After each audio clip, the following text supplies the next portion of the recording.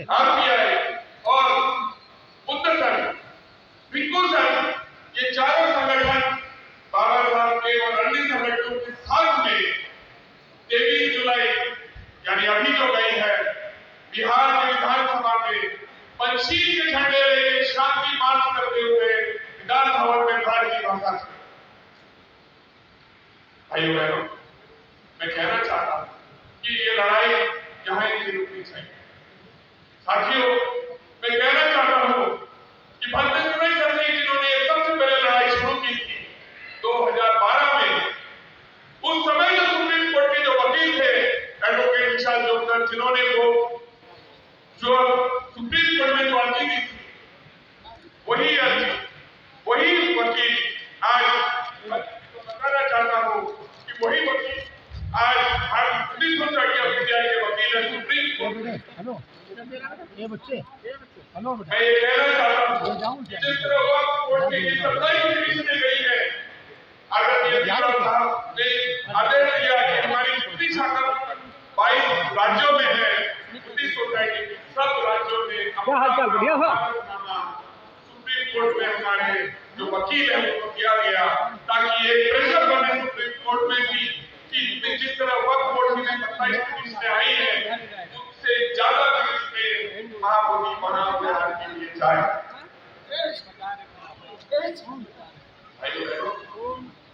उसी तरह विनोद साहब ने ऐलान किया कि सुप्रीम कोर्ट की लड़ाई अगर लड़नी है, अच्छा वकील की जरूरत है। कई नाम सामने आए, इसमें एक नाम आया हरीश साल्वे जी का, नाम सुना होगा।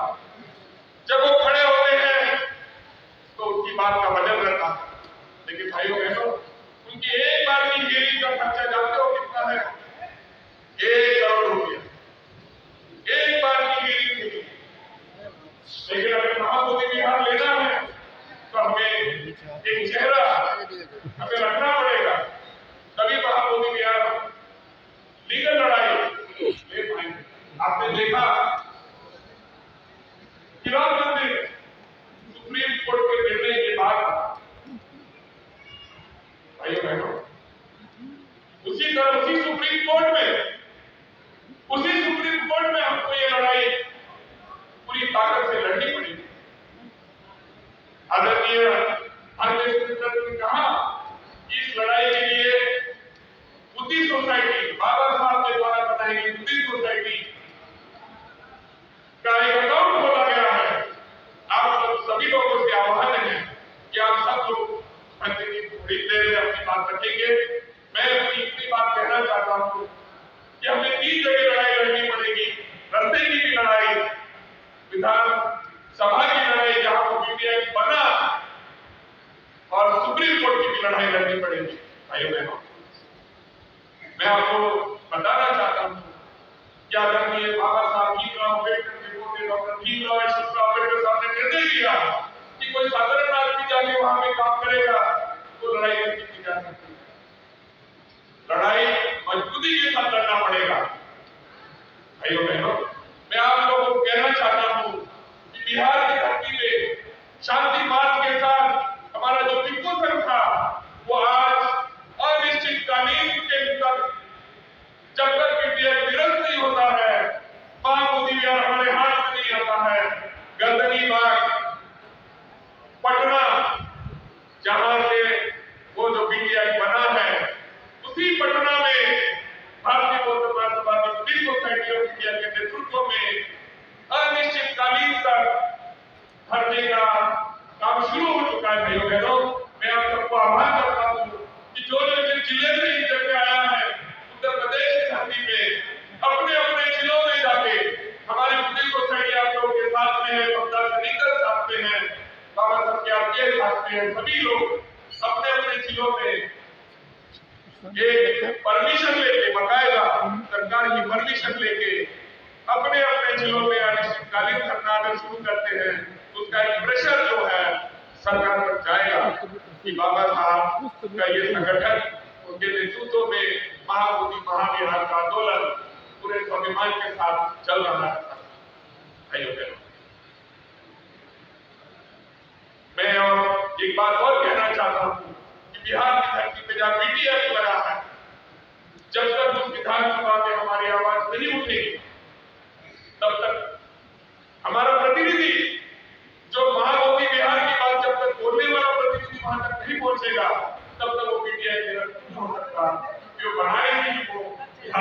भाइयों बहनों, हर दिल्ली से बातचीत हुई और बिहार की धरती में भी पटना हाई कोर्ट में सिविल सोसाइटी और गांधी जी की संगठन में जो है रिट पिटीशन दायर की जाए।